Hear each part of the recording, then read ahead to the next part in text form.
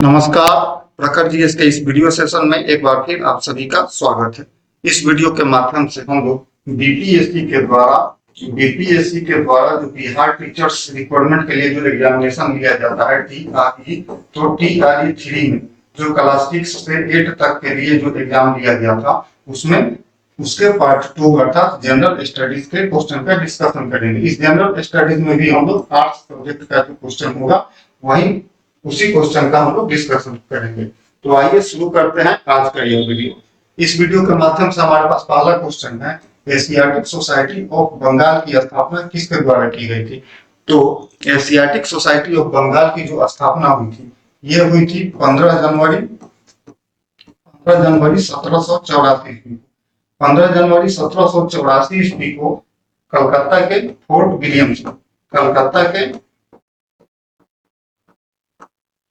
Fort Williams में एक बैठक आयोजित किया गया था। इसी बैठक के माध्यम से सर विलियम जोन्स ने एशियाटिक सोसाइटी ऑफ बंगाल की स्थापना की थी। जब एशियाटिक सोसाइटी ऑफ बंगाल की स्थापना 15 जनवरी 1884 ईस्वी में हुई थी, तो 1884 ईस्वी में जो बंगाल का गवर्नर था वो वारेन हेस्टिंग्स था।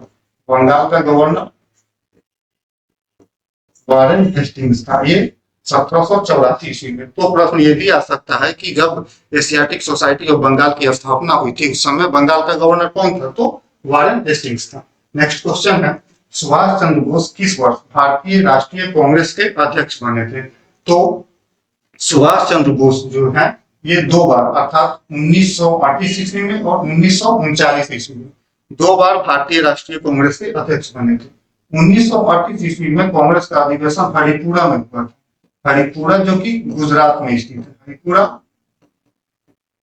गुजरात में स्थित है। तो गुजरात के हरिपुरा में 1938 ईस्वी में कांग्रेस का अधिवेशन हुआ था। इसकी जो अध्यक्षता थी वो सुभाष चंद्र बोस ने की थी। 1939 ईस्वी में जो अधिवेशन कांग्रेस का हुआ त्रिपुरी में हुआ। त्रिपुरी जबलपुर एमपी में अर्थात मध्य प्रदेश में।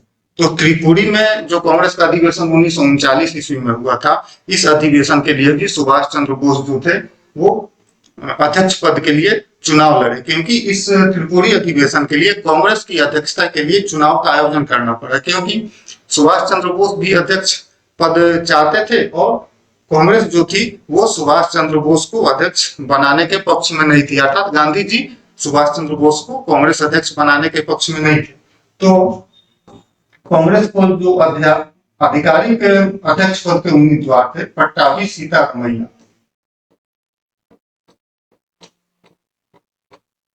पट्टाभी सीतारमैया कांग्रेस की तरफ से आधिकारिक अध्यक्ष पद के उम्मीदवार थे, जिन्हें गांधी जी का समर्थन प्राप्त था।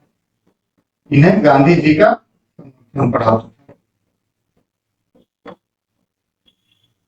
अध्यक्ष पद का चुनाव हुआ और चुनाव में फिर से सुभाष चंद्र बोस त्रिपुरी अधिवेशन की अध्यक्षता के लिए चुने गए। त्रिपुरी अधिवेशन की अध्यक्षता के लिए जब सुभाष चंद्र बोस चुने गए थे, उन्होंने देखा कि गांधी जी ने उनका प्रतिरोध किया था, तो गांधी जी से जो विरोध था इसके कारण सुभाष चंद्र बोस अध्यक्षता का चुनाव जीतने के बाद भी उन्होंने क्या किया कि अध्यक्ष पद से इस्तीफा दे दिया।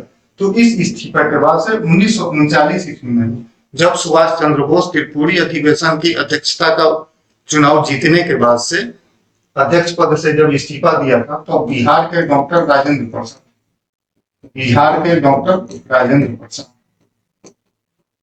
जो कि बाद में स्वतंत्र भारत के प्रथम राष्ट्रपति बने थे, तो डॉक्टर राजेंद्र प्रसाद ने सुभाष चंद्र बोस के इस्तीफे के बाद त्रिपुरी अधिवेशन की अध्यक्षता की थी। क्वेश्चन है, सुभाष चंद्र बोस किस वर्ष भारतीय राष्ट्रीय कांग्रेस के अध्यक्ष थे। तो 1939 में भी थे और 1938 में भी थे, इसलिए सही उत्तर हो जाएगा ऑप्शन नंबर डी, उपयुक्त में से एक से अधिक। नेक्स्ट क्वेश्चन है, कौन सी नदी भारत और नेपाल के बीच सीमा बनाती है। तो भारत और नेपाल के बीच जो सीमा बनाती है, यहाँ पर जो ऑप्शन है हमारे पास कोसी, गंडक और काली नदी। चौथा ऑप्शन है उपयुक्त में से एक से अधिक और उपयुक्त में से कोई नहीं। बीपीएससी ने जो अपना आधिकारिक उत्तर जारी किया है वो काली नदी को माना है, तो सही उत्तर ऑप्शन नंबर सी, काली नदी। काली नदी जो है यह उत्तराखंड में भारत नेपाल की सीमा पर काली नदी प्रवाहित होती है। हम लोग कुछ वर्षों पहले काला पानी विवाद जो भारत और नेपाल के बीच हम लोग काला पानी विवाद समाचार पत्रों में देखे थे, तो इसी काली नदी के लिए, महाकाली नदी के लिए जो काला पानी विवाद था, जो भारत और नेपाल के बीच सीमा बनाती है, इसी स्थान पर यह विवाद उत्पन्न हुआ था। लेकिन भारत और नेपाल के बीच नदी के बारे में जब हम देख रहे हैं कि नदी सीमा बनाती है, तो उत्तराखंड में काली नदी भारत और नेपाल के बीच तो सीमा बनाती ही है। इसमें एक ऑप्शन है गंडक नदी। गंडक नदी जो है बिहार में प्रवाहित होती है और यह भारत और नेपाल के बीच बिहार में सीमा साझा करती है। किंतु बीपीएससी ने जो दिया है काली नदी को अपना सही उत्तर माना है, तो सही उत्तर काली नदी होगा, लेकिन ये उपयुक्त में से एक से अधिक उत्तर होना चाहिए, क्योंकि इसमें जो काली नदी और गंडक नदी दोनों आंसर हो सकता है, क्योंकि गंडक नदी बिहार में भारत और नेपाल के बीच सीमा साझा करती है। बिहार में एक और नदी है मेची नदी। मेची नदी जो किशनगंज के आसपास बहती है, यह थोड़ा सा सीमा भारत और नेपाल के बीच मेची नदी भी साझा करती है। और बिहार में, बिहार और नेपाल के बीच बिहार के पश्चिमी चंपारण, बिहार के वेस्ट चंपारण जिला में जो होता है, पश्चिमी चंपारण जिला में गंडक नदी भारत और नेपाल के बीच सीमा साझा करती है। अब जब भारत और नेपाल के बीच सीमा की बात हो रही है कि ये दो नदियां भारत और नेपाल के बीच सीमा साझा करती है, तो बिहार में जो है बिहार के 7 जिले, बिहार के 7 जिले याद करेंगे हम लोग, बिहार के 7 जिले भारत और नेपाल के साथ सीमा साझा करते हैं। वे कौन कौन से जिले हैं जो भारत और नेपाल के बीच सीमा साझा करते हैं?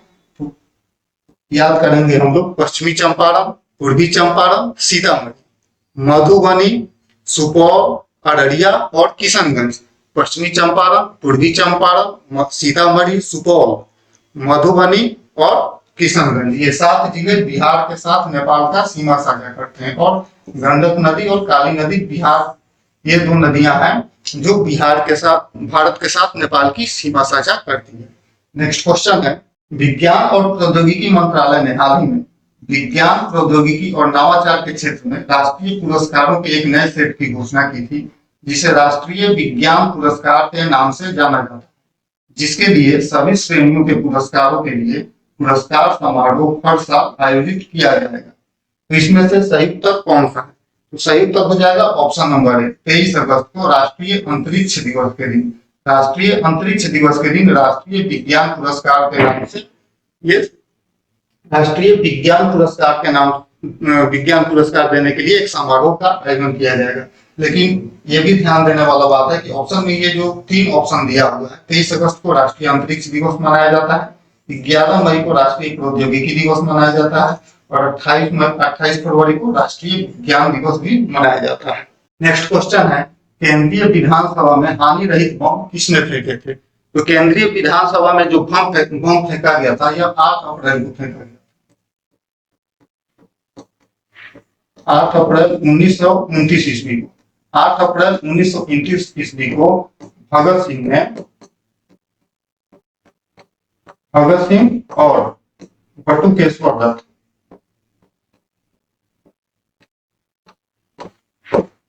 भगत सिंह और बटुकेश्वर दत्त ने केंद्रीय विधानसभा में ये बम फेंक दिया था, जिसे सेंट्रल असेंबली बम कांड भी कहा जाता है। उस समय जो केंद्रीय विधानसभा की जो अध्यक्षता थी, वो विट्ठल भाई पटेल कर रहे थे। इस समय विट्ठल भाई पटेल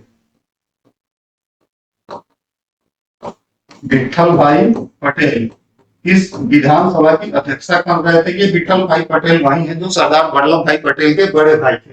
वल्लभ भाई पटेल के बड़े भाई थे विट्ठल भाई पटेल, केंद्रीय विधानसभा की अध्यक्षता कर रहे थे। उसी समय 8 अप्रैल 1929 ईस्वी को भगत सिंह और बटुकेश्वर दत्त ने केंद्रीय विधानसभा में बम फेंका था और उन्होंने अपनी गिरफ्तारी वहां पे दी थी।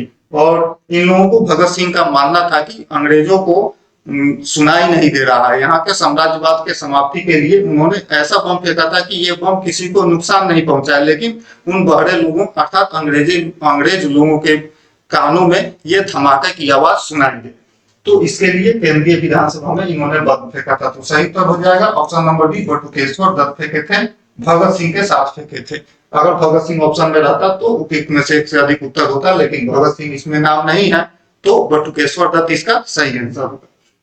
जब भगत सिंह की बात हो रही है तो 1923 ईस्वी में 1923 ईस्वी में HRA, ये दोनों व्यक्ति जो थे भगत सिंह और बटुकेश्वर दत्त HRA के सदस्य थे। HRA अर्थात Hindustan Republican association, Hindustan Republican association जिसका गठन हुआ था 1923 ईस्वी में। और 1923 ईस्वी में हिंदुस्तान रिपब्लिकन एसोसिएशन का गठन किसने किया था? याद करेंगे हम, राम प्रसाद बिस्मिल। राम प्रसाद बिस्मिल ने 1923 ईस्वी में हिंदुस्तान रिपब्लिकन एसोसिएशन का गठन किया था। इसी हिंदुस्तान रिपब्लिकन एसोसिएशन के ये मेंबर थे भगत सिंह और बटुकेश्वर दत्त, जिन्होंने सेंट्रल असेंबली में 8 अप्रैल 1929 को बम फेंका था। ये जो HRA था अर्थात हिंदुस्तान रिपब्लिकन एसोसिएशन जो 1923 ईस्वी में गठन हुआ था, इसी हिंदुस्तान रिपब्लिकन एसोसिएशन को 1928 ईस्वी में इसका नाम बदलकर HSRA कर दिया गया। HSRA की स्थापना 1928 ईस्वी में भगत सिंह आदि सदस्यों ने मिलकर जो फिरोज शाह कोटला मैदान है, उसी फिरोज शाह कोटला मैदान में एक सभा का आयोजन हुआ और उसी सभा में HRA का नाम बदलकर Hindustan Republican association, Hindustan socialist Republican association कर दिया गया। नेक्स्ट क्वेश्चन है, भारत सरकार अधिनियम 1935 के तहत बिहार विधान परिषद के प्रथम निर्वाचित सभापति कौन थे? तो भारत सरकार अधिनियम जो कि 1935 में लाया गया था, उस भारत सरकार अधिनियम के तहत बिहार विधान परिषद के जो निर्वाचित अध्यक्ष थे वे थे राय बहादुर सतीश चंद्र। सही उत्तर option number A, Rai Bahadur Satish Chandra. इन्हें सतीश चंद्र सिन्हा भी कहा जाता है, इन्हें सतीश चंद्र सिन्हा भी कहा जाता है। तो ये बिहार विधान परिषद के प्रथम निर्वाचित सभापति थे भारत सरकार अधिनियम 1935 के बाद से। इस समय बिहार विधान परिषद में जो सदस्यों की संख्या होती थी, ये सदस्यों की संख्या 29 होती थी। नेक्स्ट क्वेश्चन है, प्राकृतिक संसाधनों के संरक्षण के लिए अफ्रीकी सम्मेलन किस वर्ष आयोजित किया गया? तो प्राकृतिक संसाधनों के संरक्षण के लिए जो अफ्रीकी सम्मेलन है, वो अफ्रीकी सम्मेलन आयोजित किया गया था वर्ष 1968 ईस्वी में। 1968 ईस्वी में ऑप्शन नंबर सी सही। प्राकृतिक संसाधनों के संरक्षण के लिए अफ्रीकी सम्मेलन 1968 ईस्वी में आयोजित किया गया था। यह जो सम्मेलन का आयोजन हुआ था, ये अल्जीयर्स में हुआ था। अल्जीयर्स जो कि अल्जीरिया की राजधानी है। अल्जीरिया की राजधानी अल्जीयर्स में 1968 ईस्वी में प्राकृतिक संसाधनों के संरक्षण के लिए अफ्रीकी सम्मेलन का आयोजन किया गया था। नेक्स्ट क्वेश्चन है, भारत में पानी का सर्वाधिक उपयोग किस प्रयोजन के लिए किया जाता है? तो हमारे पास ऑप्शन है घरेलू, उद्योग, सिंचाई, उपयुक्त में से एक से अधिक, उपयुक्त में से कोई नहीं। तो सही उत्तर हो जाएगा ऑप्शन नंबर सी, सिंचाई के लिए। भारत में पानी का जो सर्वाधिक उपयोग होता है वो सिंचाई के लिए किया जाता है, अर्थात कृषि कार्य के लिए पानी का सर्वाधिक उपयोग भारत में किया जाता है। भारत में जो पानी का कंजम्पशन होता है, अर्थात पानी का जो उपयोग होता है, उसमें से सर्वाधिक मात्रा अर्थात 85 से 90%, 85 से 90% पानी का उपयोग कृषि कार्य के लिए किया जाता है, सिंचाई कार्य के लिए किया जाता है। जब पानी के उपयोग की बात हो रही है तो हाल ही में वर्ष 2023 में भारत के द्वारा भारत जल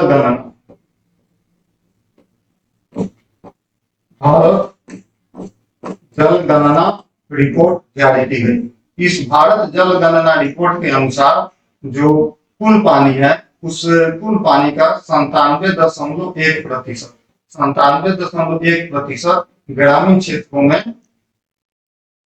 भारतीय ग्रामीण क्षेत्रों में पाया जाता है, जबकि शेष 2.9% पानी शहरी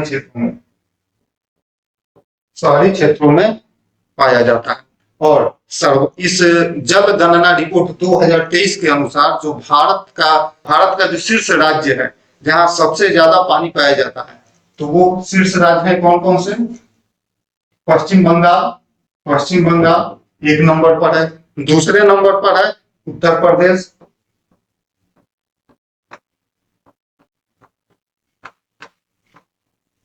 तीसरे नंबर पर है आंध्र प्रदेश,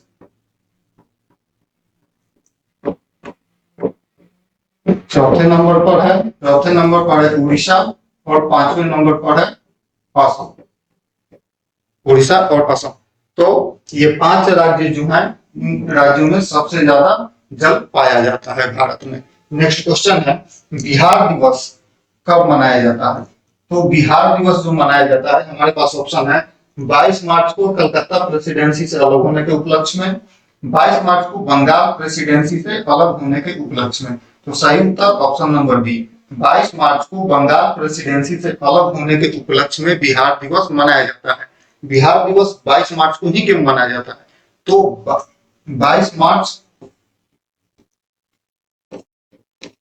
1912 ईस्वी को, 22 मार्च 1912 ईस्वी को जो हुआ था, बंगाल प्रेसिडेंसी को विभाजित किया था। इस 22 मार्च 1912 से पहले चलेंगे हम लोग, जब बंगाल विभाजन हुआ था।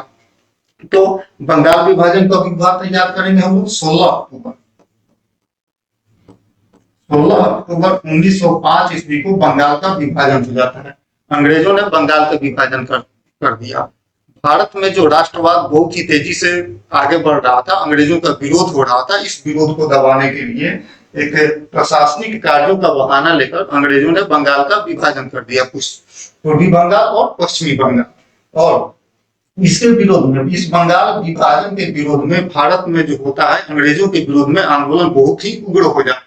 बंगाल विभाजन के विरोध में भारतीय लोगों ने, बंगाल में राष्ट्रवादियों ने बहुत ही ज्यादा उग्र प्रदर्शन किया। उनका, इन अंग्रेजों का विरोध बहुत ही व्यापक स्तर पर होने लगा।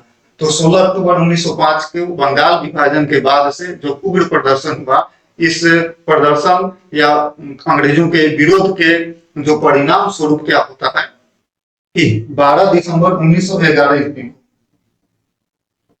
12 दिसंबर 1911 ईस्वी को दिल्ली दरबार का आयोजन होता है। दिल्ली दरबार, इसी दिल्ली दरबार में उस समय जो जॉर्ज पंचम था, वो दिल्ली दरबार में आया हुआ था। तो उस दिल्ली दरबार में बंगाल विभाजन को रद्द करने की घोषणा होती है, और बंगाल विभाजन को रद्द करने की घोषणा होती है। और 22 मार्च 1912 ईस्वी को क्या होता है, पुनः बंगाल का एकीकरण किया जाता है। बंगाल का एकीकरण तो होता है, अर्थात पूर्वी बंगाल और पश्चिमी बंगाल को तो मिला दिया जाता है, लेकिन फिर क्या होता है, अंग्रेजों ने एक दूसरी चाल चली। इस बंगाल के एकीकरण के नाम पर बंगाल को फिर से विभाजित कर दिया। नेक्स्ट क्वेश्चन है, Congress socialist party, Congress socialist party का गठन किस वर्ष हुआ था? तो सही उत्तर हो जाएगा, कांग्रेस सोशलिस्ट पार्टी का गठन हुआ था 1934 ईस्वी में। 1934 ईस्वी में कांग्रेस सोशलिस्ट पार्टी का गठन हुआ था, जिसके संस्थापक जो थे 1934 ईस्वी में कांग्रेस के अंदर ही, 1934 ईस्वी में कांग्रेस के अंदर ही जयप्रकाश नारायण अर्थात जेपी, राम मनोहर लोहिया,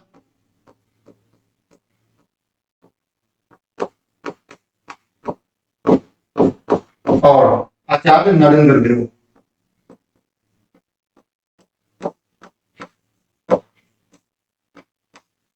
इन तीनों लोगों ने मिलकर कांग्रेस सोशलिस्ट पार्टी की स्थापना की थी। इन कांग्रेस सोशलिस्ट पार्टी की स्थापना का जो मुख्य कारण था, ये गांधी जी से वैचारिक मतभेद था। गांधी जी से इन लोगों का वैचारिक मतभेद था, इस कारण से इन लोगों ने कांग्रेस के अंदर ही 1934 ईस्वी में कांग्रेस सोशलिस्ट पार्टी की इन्होंने स्थापना की थी। यही कांग्रेस सोशलिस्ट पार्टी जिसका स्थापना 1934 में होता है, और 1948 ईस्वी में इस कांग्रेस सोशलिस्ट पार्टी का विखंडन हो जाता है।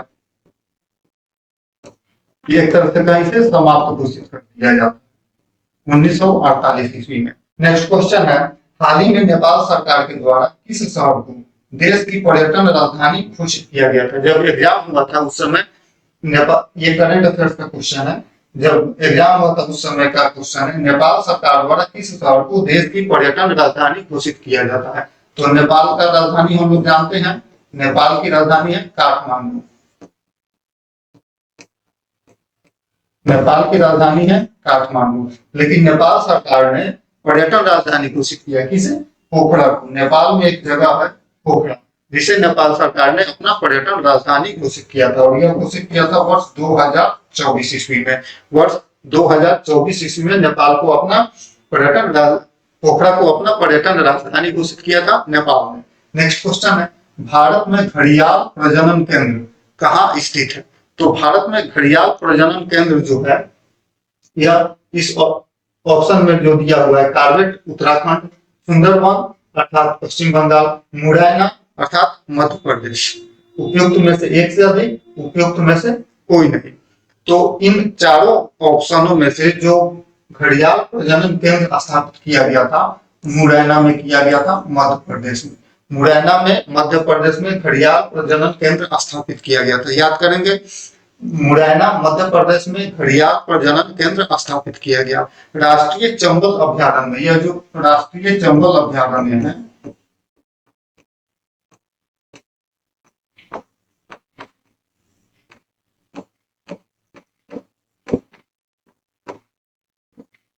राष्ट्रीय चंबल अभयारण्य अर्थात चंबल नदी में राष्ट्रीय चंबल अभयारण्य में ये जो कि मुरैना मध्य प्रदेश, मुरैना मध्य प्रदेश में देवरी घड़ियाल अभयारण्य जो कि मुरैना मध्य प्रदेश में है। और यह चंबल अभयारण्य राष्ट्रीय चंबल अभयारण्य है, उसी के अंतर्गत मुरैना में यह जो घड़ियाल प्रजनन केंद्र है उसे स्थापित किया गया है। इसके साथ ही भारत में 2 घड़ियाल प्रजनन केंद्र है, एक राष्ट्रीय चंबल अभयारण्य में है, जो दूसरा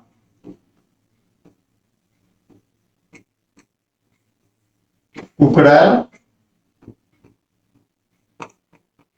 घड़ियाल प्रजनन केंद्र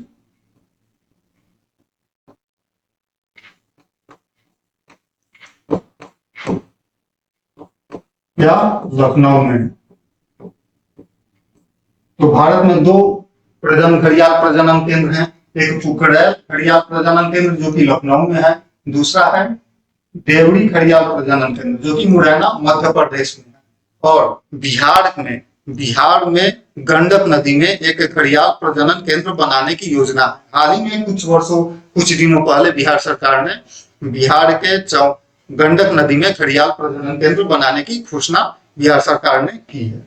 नेक्स्ट क्वेश्चन है, भारत के राष्ट्रीय पुस्तकालय ने अपनी यात्रा किसके उद्घाटन के साथ शुरू की? तो भारत में पहली बार जो पुस्तकालय, राष्ट्रीय पुस्तकालय जो है उसका उद्घाटन हुआ था। कब हुआ था? 21 मार्च 1836 ईस्वी को, अर्थात ऑप्शन नंबर सी, मार्च 1836 ईस्वी में कलकत्ता में पब्लिक लाइब्रेरी के रूप में एक राष्ट्रीय पुस्तकालय का गठन किया गया था। यह जो गठन हुआ था 21 मार्च को हुआ था, 21 मार्च 1836 ईस्वी को, जो कलकत्ता में पब्लिक लाइब्रेरी बना था उसे ही आजादी के बाद से राष्ट्रीय पुस्तकालय के रूप में बदल दिया गया। और भारत में एकमात्र राष्ट्रीय पुस्तकालय यही है, कलकत्ता पब्लिक लाइब्रेरी, जो उस समय था, अब वह राष्ट्रीय पुस्तकालय के रूप में स्थापित है और वो 1836 में उसकी स्थापना हुई थी। नेक्स्ट क्वेश्चन है, साइमन कमीशन के गठन की घोषणा कब की गई थी? तो साइमन कमीशन के जो गठन की घोषणा हुई थी वो हुई थी 8 नवंबर 1927 ईस्वी को। 8 नवंबर 1927 ईस्वी को साइमन कमीशन की घोषणा हुई थी। हमारे पास जो ऑप्शन उपलब्ध है इसमें 8 नवंबर का ऑप्शन उपलब्ध नहीं है, इसलिए सही उत्तर हो जाएगा हमारा ऑप्शन नंबर ई, इनमें से कोई नहीं। तो 8 नवंबर 1927 ईस्वी को साइमन कमीशन की घोषणा की गई थी। भारत सरकार अधिनियम 1919, भारत सरकार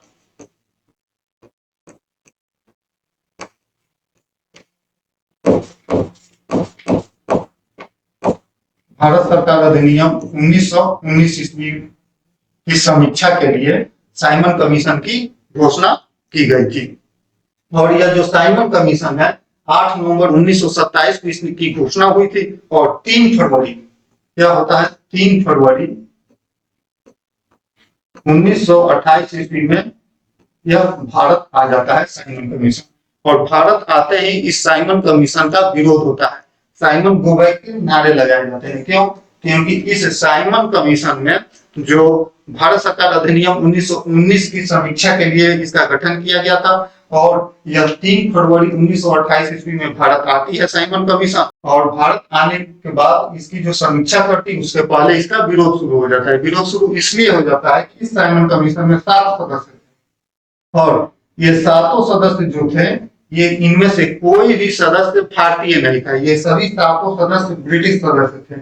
इसलिए इस साइमन कमीशन का पुरजोर विरोध भारत में होता है। साइमन गो बैक के नारे लगाए जाते हैं, लाला लाजपत राय की लाठीचार्ज में हत्या होती है। तो साइमन कमीशन भारत की घोषणा हुई थी 8 नवंबर 1927 ईस्वी को। नेक्स्ट क्वेश्चन है, भारत में ज्वारीय एवं तरंग ऊर्जा उत्पादन के लिए अधिक अनुकूल परिस्थितियां, ध्यान रखें अधिक अनुकूल परिस्थितियां, क्योंकि ज्वारीय एवं तरंग उत्पादन के लिए जो परिस्थितियां होती हैं वो कच्छ की खाड़ी में भी है, खंभात की खाड़ी में भी है, बंगाल की खाड़ी में भी है, और गंगा नदी का मुहाना जहां गंगा सागर के पास, वहां भी बहुत ही अल्प मात्रा में ज्वारीय एवं तरंग ऊर्जा उत्पादन की संभावनाएं बन सकती हैं। किंतु कह रहा है कि अधिक अनुकूल परिस्थितियां कहाँ पाई जाती है, तो इन हमारे पास जो ऑप्शन उपलब्ध है इसमें से हमारा सही उत्तर हो जाएगा ऑप्शन नंबर सी, खंभात की खाड़ी। खंभात की खाड़ी में सर्वाधिक अनुकूल परिस्थितियां पाई जाती हैं ज्वारीय एवं तरंग ऊर्जा उत्पादन के लिए। खंभात की खाड़ी कहाँ है? गुजरात में। गुजरात में खंभात की खाड़ी है। कच्छ की खाड़ी भी गुजरात में है। खंभात की खाड़ी और कच्छ की खाड़ी दोनों गुजरात में, किंतु खंभात की खाड़ी में ज्वारीय एवं तरंग ऊर्जा उत्पादन के लिए सर्वाधिक अनुकूल परिस्थितियां हैं भारत में। नेक्स्ट क्वेश्चन है, झारखंड का घाटशिला किस खनिज उत्पादन के लिए प्रसिद्ध है? तो झारखंड का जो घाटशिला है यह तांबा उत्पादन के लिए प्रसिद्ध है। झारखंड का घाटशिला तांबा उत्पादन के लिए प्रसिद्ध है, और झारखंड का यह घाटशिला तांबा उत्पादन के लिए प्रसिद्ध है भारत में, किंतु हमें यह भी याद करना जरूरी है कि यह एशिया की सबसे पहली तांबे की, एशिया की